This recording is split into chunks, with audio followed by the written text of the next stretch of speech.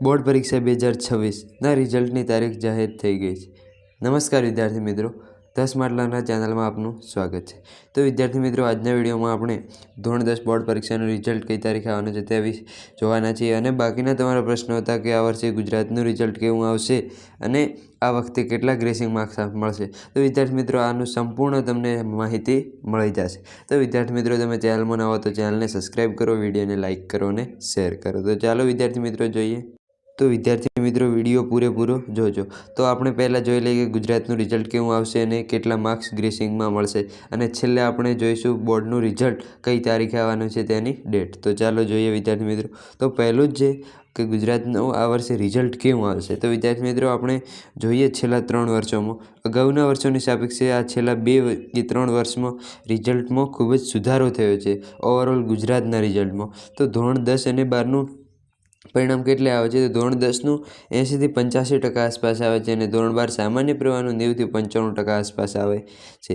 તો આ રિઝલ્ટ પહેલાં અગાઉના વર્ષો કરતાં આ છેલ્લા 2 વર્ષોનું રિઝલ્ટ બેટર છે।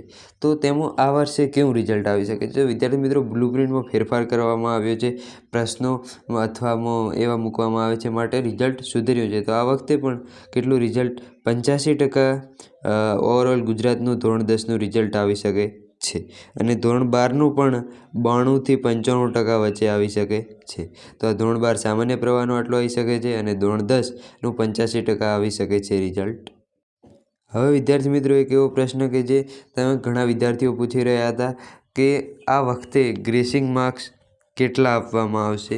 તો ગ્રેસિંગ માર્ક્સ વિદ્યાર્થી મિત્રો કેટલા આપવામાં આવશે? તો ગ્રેસિંગ માર્ક્સ પહેલાં તો તમને કૃપા ગુણ હોય છે જે તમને પરીક્ષામાં પાસ થવા માટે આપવામાં આવે છે। જો તમે થોડાક ગુણ સારું રહી જતા હોય પાસ થતાં મોન્ટ પાસ થતાં, તો તમને પાસ કરી નાખવા માટે આ ગ્રેસિંગ માર્ક્સ આપવામાં આવે છે।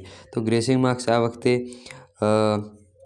કેટલા મળી શકે છે? તો વિદ્યાર્થી મિત્રો, ગ્રેસિંગ માર્ક્સ આ વખતે 10 આસપાસ મળી શકે છે। 8 થી અને 10 આસપાસ ગ્રેસિંગ માર્ક્સ મળી શકે છે અને ગ્રેસિંગ માર્ક્સ કેવી રીતે મળે છે તેના માટેનો પણ એક વિડીયો આપણે મૂકેલો છે, તેમાં પણ તમે જોઈ શકશો કે ગ્રેસિંગ માર્ક્સ પર સબ્જેક્ટ મળે છે કે કેવી રીતે મળે છે। તો વિદ્યાર્થી મિત્રો, આ વખતે 8 થી 10 માર્ક્સ ગ્રેસિંગ મળી શકે છે। અને છેલ્લો એવો પ્રશ્ન કે જે એવો છે કે બોર્ડ પરીક્ષા 2026નું રિઝલ્ટ ક્યારે આવશે? કેટલાય વિદ્યાર્થી મિત્રોનો આ સવાલ હતો।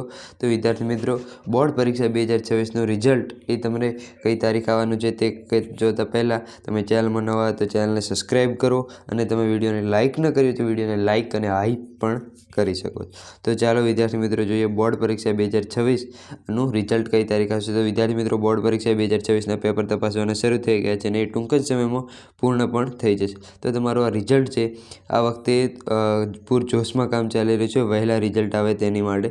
તો બોર્ડ પરીક્ષા 2026નું રિઝલ્ટ કઈ તારીખે આવી શકે છે? તો વિદ્યાર્થી મિત્રો, તમારું બોર્ડ પરીક્ષા 2026નું રિઝલ્ટ પરિણામ છે 30 એપ્રિલની આસપાસ આવી શકે છે।